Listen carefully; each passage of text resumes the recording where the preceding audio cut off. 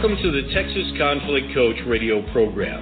If you've ever experienced or engaged in destructive or unresolved conflict, then you know it leads to broken relationships, distrust, and damaging results. Our program will help you manage and resolve conflict effectively with strategies, valuable resources, and support. Since 2009, our radio program hosted guest experts from around the globe sharing their perspectives, experiences, and expertise while giving you food for thought. If you can't listen live, then download and listen to any of our 300-plus podcasts in our library at texasconflictcoach.com.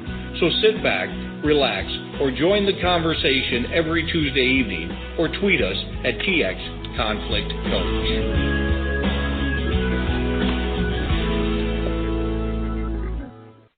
Dealing with the normal stress of the holidays can be enough to handle. Then add those annoyances and disruptions you have to deal with in your neighborhood. Loud holiday parties, cars blocking roads, and your driveway, not to mention those bright holiday lights and decorations, all invading your peace and quiet. The holidays can bring people together just as equally as they can erupt into full-blown holiday mayhem. In this episode, Neighbor Nuisance brings you Holiday Annoyance. I am joined by my colleague and fabulous guest host, Stephen Kotev. We will share our experience and expertise as conflict coaches and discuss strategies to keep neighbor conflict at bay and help you manage your triggers to those nuisances you cannot control. Stephen, thank you for joining me. Oh, Pattie, thank you very much, and happy holidays. Isn't this the best time of the year where everyone's just so excited to deal with their neighbors? Absolutely. Well, some of us do have some good experiences, but not all of us, and that's what we're here to help them with. Exactly, because when you have a potential problem with your neighbor, one of the most challenging things to consider is whether to approach your neighbor, and then how, what, where, and when to do so. You want to approach the situation in a constructive way as to not cause misunderstandings or start a war or a feud. The other element to any situation that causes you annoyance and possible conflict with another person is managing your triggers. Triggers are the things people do or say, or for that matter, don't do or don't say, that quickly escalate your emotions. Today we're going to present two common holiday scenarios most of us encounter with our neighbors, and then talk about the strategies to productively handle the situation. All right, Pattie, are you ready? I think I'm ready. So what we're going to do, Stephen, in this first scenario is going to be the neighbor. I'm going to talk a little bit about the scenario and coach him a little bit through how to approach the situation. So you're really getting a little snippet of what we might do as conflict coaches, but also don't think of it as you have to have a conflict coach to do this. Be thinking about the questions I'll be asking Stephen, and be thinking about those very same questions for your situation as you hear us. So, Stephen, ready? Yes. All right. So, folks, you already know what's coming. The glaring and strobe-like lights, the grinding metal sounds of animated decorations, and the constant racket of air blowing into those larger-than-life inflatable snowmen and Santas.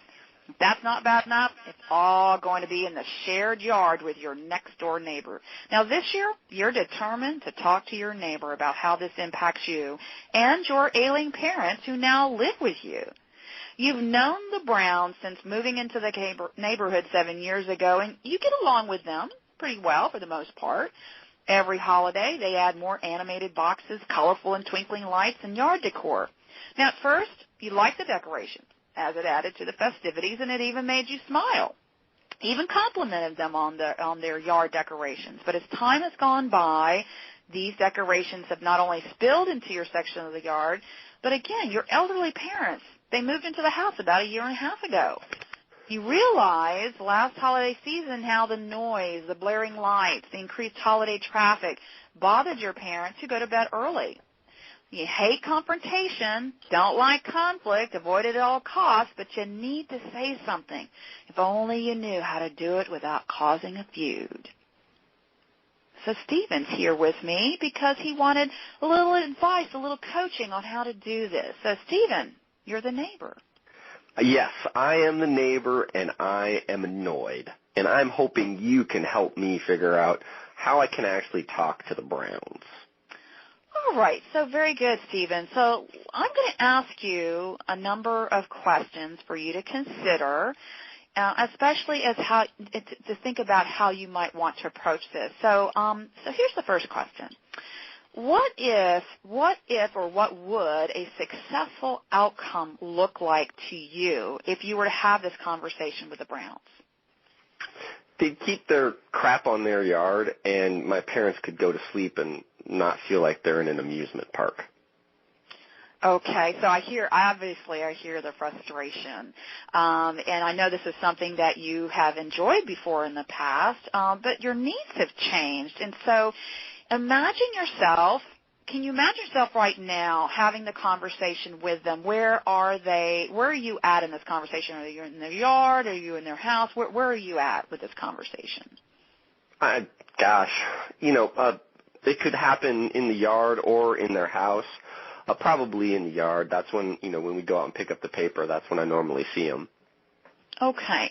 So part of my coaching you is about what things you have control over versus what they have control over, because I'm not sitting here talking to the Browns, I'm talking to you. So before you said successful outcome was, they need to keep their stuff out of the yard, my parents need to get to sleep. So imagine whether you're in the yard or in their home or where you might be, you walk away from the conversation, and what does that desired outcome look like? Maintaining your relationship with them, keep in mind. Yeah, I don't want to start some sort of feud with them, but I don't know if they get the fact that they've just taken it too far. They keep adding and they keep doing stuff, and there's at a certain point where there's just not enough space, and so they start going into the shared space, and that's part of the problem.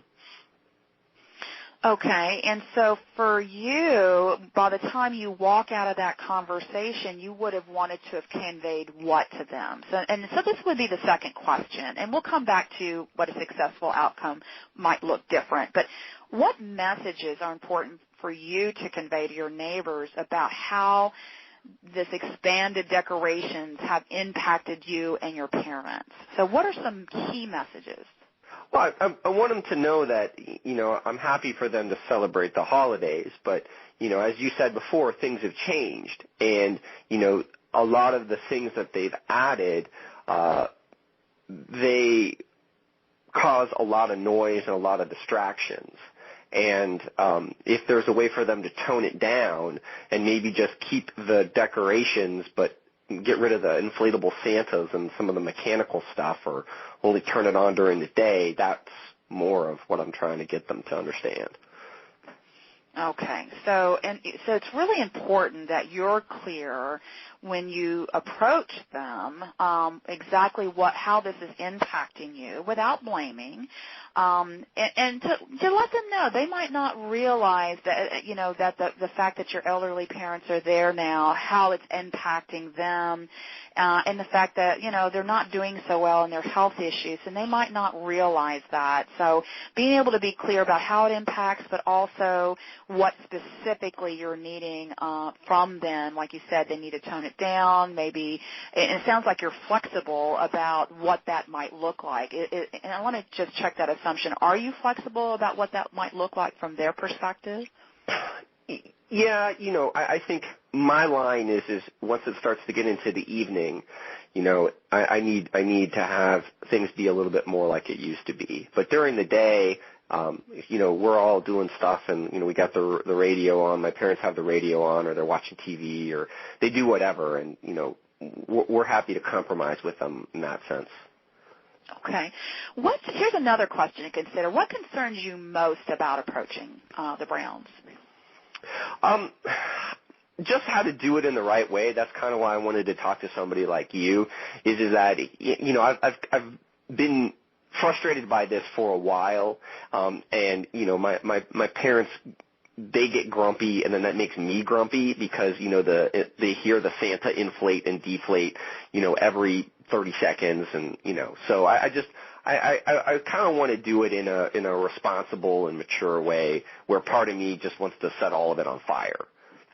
Okay.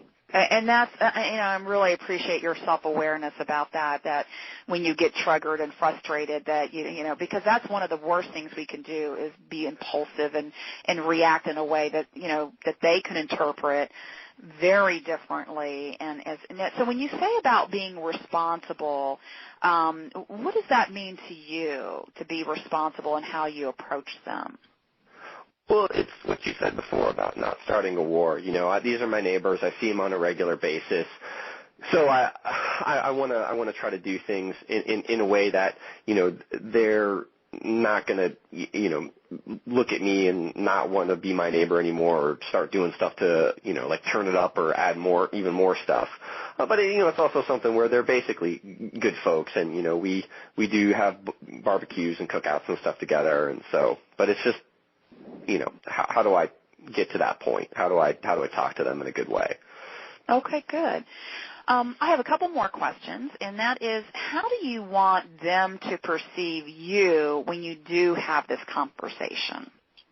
I want them to see, me as somebody who's, a good son, who's taking care of the parents, and somebody who, is a good neighbor, somebody who's like, hey, yeah, you have a good time, but also somebody who's, they're gonna respect, and then take a look at and say, yeah, okay, I understand your opinion, and yeah, I can understand how, having a giant glowing Santa could be hard to sleep, at night when it's so bright, and so there's some of that to it.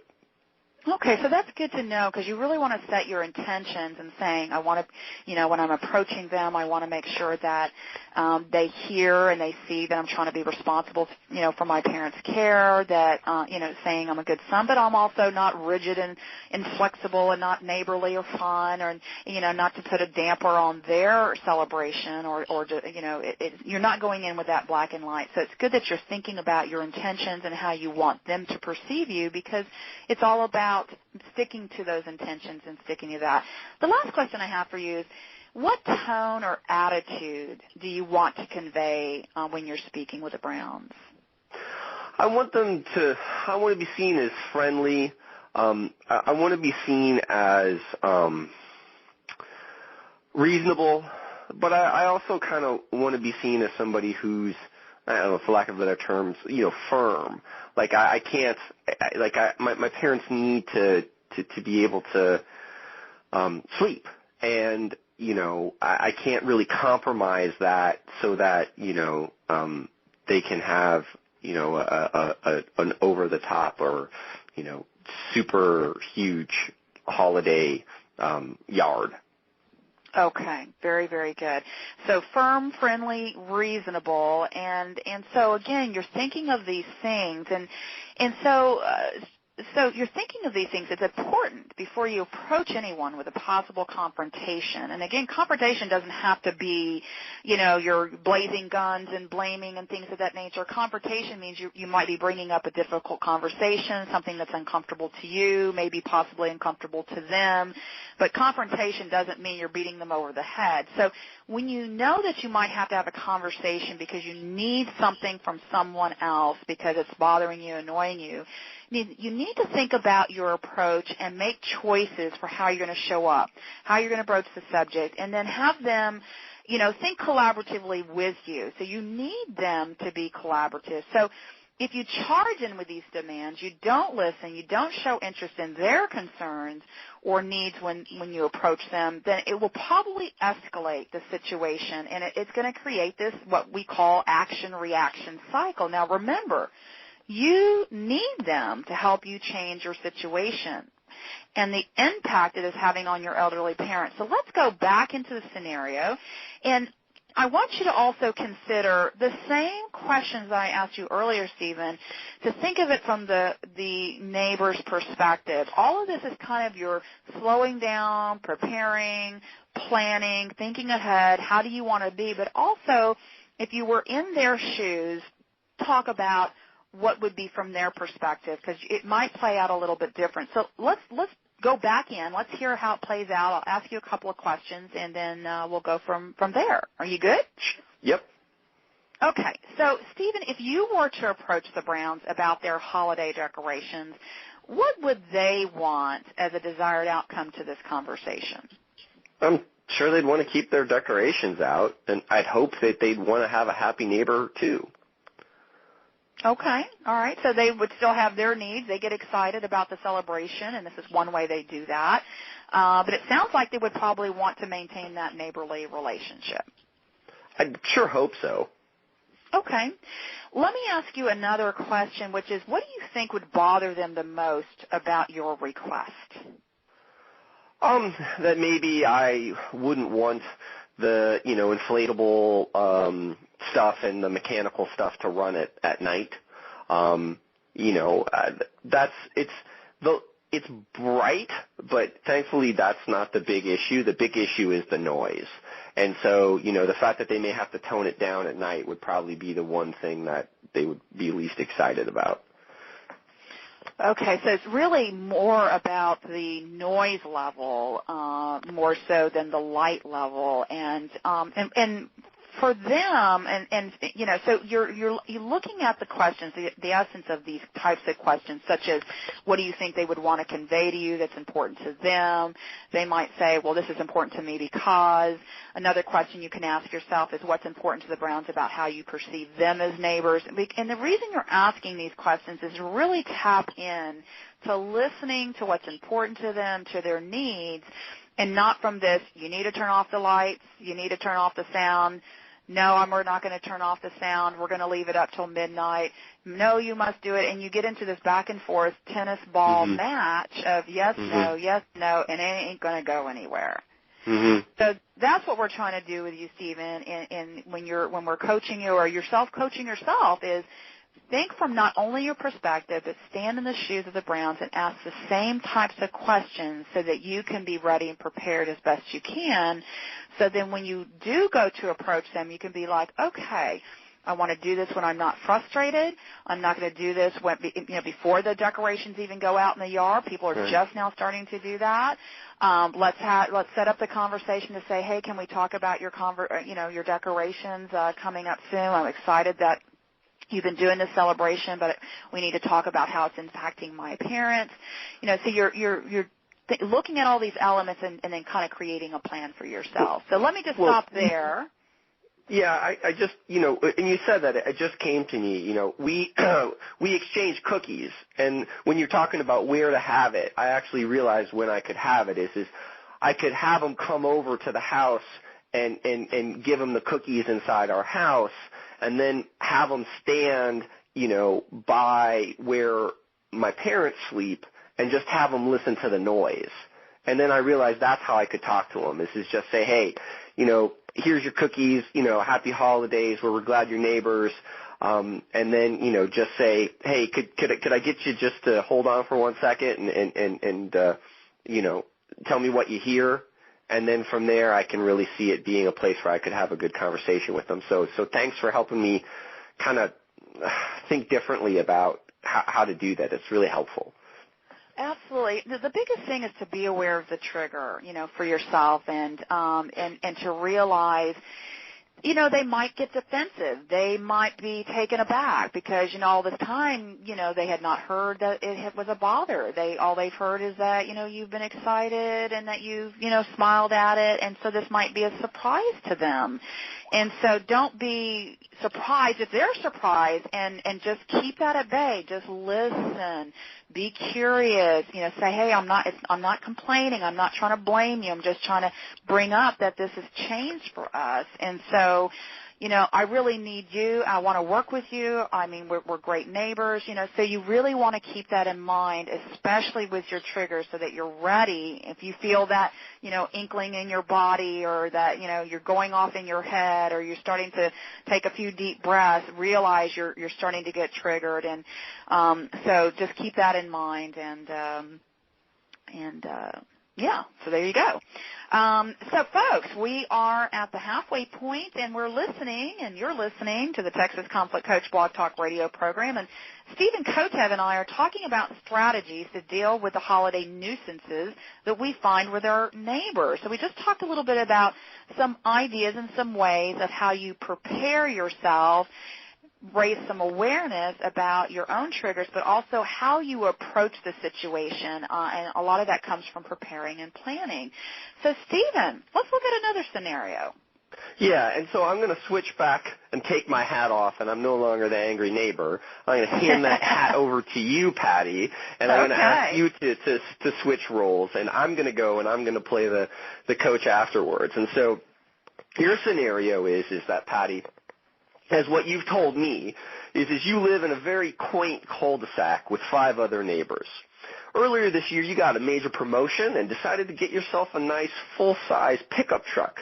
You love your truck, but you hate parking it in your parking lot or in your neighborhood, in your cul-de-sac. Part of the problem is that your neighbors just don't know how to park their cars. Some park nose first in the cul-de-sac, while others parallel park along the edge of the property, making it difficult to park in your own driveway or, for that matter, to back out. There's somebody always in the way. If everyone parked with consideration for others, there would be enough space to be able to get in and out, which is what you want. The holidays are coming right around the corner, and your neighbors, the Joneses, invite their whole extended family over to celebrate the holidays. And unfortunately, from what you told me, they're kind of idiots. Some parallel park, some pull in nose first, some even block your own driveway. You feel it's completely outrageous. Just thinking about this gets you mad. And when you get mad, you stop thinking and you start fuming and yelling. You basically like the Joneses, but you hate how they're inconsiderate. You want to talk to them, but you get so easily triggered that you're afraid you'll lose your temper when you do talk to them. You don't know if you should talk to your neighbors or just bite your tongue and hold it till it's over with. So that's kind of what you told me you're dealing with, Pattie. Does that sound right? Yes, they are. They're so inconsiderate, and it just really, it does. It happened last night. I was very irritated about that. Right. So what I'm going to do is I'm going to help you get some better understanding of what's going on with the triggers inside yourself. So, first and foremost, what happens? What do you do? You mentioned some fuming. You mentioned some yelling. Is that what's going on? Well, yes, I'm fuming. I'm very irritated, and the yelling is not something that they hear. Mm-hmm. I go back in the house and I start yelling, and and usually it's my husband who hears the yelling. I'm not yelling at him, but I'm yelling and complaining about it, and just my voice is raised, and sometimes I have a few choice words because I've mentioned it to him, and kind of in passing, and yet I'm thinking, don't you see how you're blocking my way? I just don't get that, So I that's what I'm usually doing, but they don't see it. Right. And so partly what I'm going to try to help you do is see what's going on with yourself. Because what I'm hearing from you so far is that there's some yelling, and you're not doing it in front of the neighbors, but your husband's getting yelled at. And then from there, you're having that be something that's carrying through. Is it something that how are other people affected by the situation? Is it something is this the first time you ever thought about how your husband has to deal with this, or is this something that you've paid attention to before? Well, yeah, obviously he knows of the situation. I think he gets tired of hearing me complain about it, and I think that, so I know that I'm annoyed. I know that I'm frustrated about the whole situation. I feel like sometimes I'm going to pop. I guess the other thing that comes to mind is that I think it's had an impact on how I talk with the neighbors, because sometimes I feel really short with them, and I just keep my conversations short. Right. So it's not only that. Yeah, it's not only that sometimes your husband gets an earful that he may or may not want, but it's also something where you aren't. You're cutting your conversation short, or you're sometimes just not engaging with your neighbors because you're angry with them. Mm-hmm. Okay. Absolutely. So fantastic. So you've got some understanding of what's going on there. So, partly what I look at in the majority of the work that I do as a coach and as a somatic educator is to help folks understand where they're at, sort of what they're doing now, and then to help them hopefully develop some sort of ability to make choice. And that's first based off of awareness. And from my experiences, the heart of conflict resolution is about choice. What choice did you make? What choices do you have? And if you can better understand what your triggers are, then you're going to be able to develop choice as opposed to just reacting instinctively and having to deal with the consequences from it. So partly what I want to start asking you about, Pattie, is when you say you're fuming and you're annoyed, what does that feel like in your body? And not emotionally, but what's happening with your physiology? What do you do? What does annoyed feel like inside you? I feel fast-paced, like my thinking's fast. I actually feel heat, like in my chest, rising through my face. I usually get very short of breath, so even just thinking about it right now, I could feel the heat rising actually. Right, and when the heat rises, where is it? Is it coming up where it's like with those old cartoons when you see folks boil?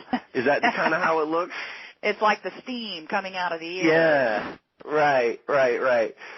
So, one of the things I'm going to encourage you to do is once you start to feel that way, to immediately identify it and say, I'm getting angry. And then from that point, take a breath and try to, just as you have that image of the heat rising, to kind of turn the knob back and just try to take a couple more breaths, relax your shoulders, unclench your jaw, and try to bring yourself back down a couple, notches and allow that to be where you're at. So why don't you try that now and see how that works for you? I'm actually visualizing that instead of a full boil, like a pot of boiling water, steam coming out of it, I'm imagining that I've turned myself on low and I'm on a simmer. Right, and that's manifested explicitly in how you're going to go and respond with your physiology. So you're using your breath to really bring yourself right back down to it, and just remember to breathe, because partly what you're saying is that sometimes you're not breathing, or you're breathing, is it quickly? Is that how it works? Yeah, I mean, I'm physically trying to be very conscious of my breath so that I'm slowing it down, because I know my breath will get very short and rapid, and so visualizing that and then thinking about or breathing at the same time really helps a lot. And the other part I'd add is just make sure you do a nice deep exhale. So as big of an inhale you do an equal amount of exhale. So as you're doing that, what I want you to do now is that you've had a chance to relax a little bit. What's some of the underlying concerns? We've talked about what an annoyed Pattie or a fuming Pattie is about and how those have affected others, but what makes you so angry? I think what makes me so angry is I'm like, don't you see what I'm seeing and don't you care? I mean, so I'm like, do you care? Do you see how inconsiderate it is? It's not respectful. I mean, especially when they're literally blocking the driveway. And it's not always them. It's their friends who come over, especially during the holidays. So I'm like, hello? And so I feel like they're not taking responsibility. So what I'm hearing is that you're talking about responsibility, you're talking about consideration, you're talking about how it affects other people. Are those some of the things that really make you angry? Oh, absolutely. Those things are important to me because I feel like I value those things and that, that I would be considerate of them, and I am very considerate of them. When we have a party, for example, we're going to have a holiday party coming up, I make sure to let my guests know, please do not, park this way, please do not block the driveway. I mean, I'm very considerate and very thoughtful about sharing that with my guests and even letting them know, the neighbors, we're having a party, we're going to have extra cars. So I feel like I go above and beyond to do that, and they don't do that. Well, do you ever feel like they've actually been considerate towards you? In other situations, yeah, I do feel like they've been considerate toward me on other occasions, yes. Because partly what I want you to think about a little bit is how much of, it doesn't sound like you've ever really had a conversation with your neighbors about this issue, have you? Because that's part of the reason why you're talking to me, right? That's correct. I made kind of little snide-ish kind of remarks saying, hey, you just blocked my driveway. Kind of being humorous, but no, not really any conversation. No, you haven't. But what you've also told me is that there's times where they've been considerate as well. So partly what I want to leave you with is, some things that I've heard from you that sound like they're all part of what makes up the trigger. Is that it's this thing of, are they being considerate? Are they being respectful? And you thinking that they're not. And when you do, you start fuming and you get annoyed and you start, your blood starts to boil and your breath gets quick and your husband gets yelled at and you're snippy with them and all these other kind of things. And my final question to you is now that you've kind of had this overview of what some of the things are that are getting you really upset, do you think you'll be better able to, kind of quote unquote cool your trigger or bring yourself back down a couple notches and make a conscious choice to respond and not just impulsively react? Oh, absolutely. I think that really breathing and visualizing that, simmering pot versus, the boiling pot of water would make sense. And actually it shouldn't be simmering, but anyway, yeah, I think that deeper breathing especially is going to really be helpful. And because I don't want to be impulsively reactive, which is why I haven't said anything. So thank you, Stephen, for helping me think through some of those things. Well, you're welcome, and one of the main causes of the fight or flight response is connected to breath. So, when in doubt, exhale, inhale, use that as your anchor. So, folks, you've now had a chance to listen to two coaches and two scenarios on how to deal with some of your triggers and how to talk to folks. And we wanted this program to be specifically about what some of these coaching processes and conflict management responses look like in everyday situations, so that you had something that you could say, oh yeah, this is what they mean, and oh, that's how it works. And so that's the main thing that we wanted to do for today's show, was to give you that. So our assignment for the week is to encourage you, when you're dealing with neighbor situations and you're dealing with the holidays, to slow down, step back, and think about your choices before you go storming off to start saying something that you may or may not want to say. First of all, identify what you need. Secondly, how is it going to impact you and your family? Third, how do you want to approach your neighbor? Fourth, ask for time to talk and be deliberate about when that is. Then share your concerns without blaming. And finally, and most importantly of all, really listen to what they have to say. And that's our assignment for the week.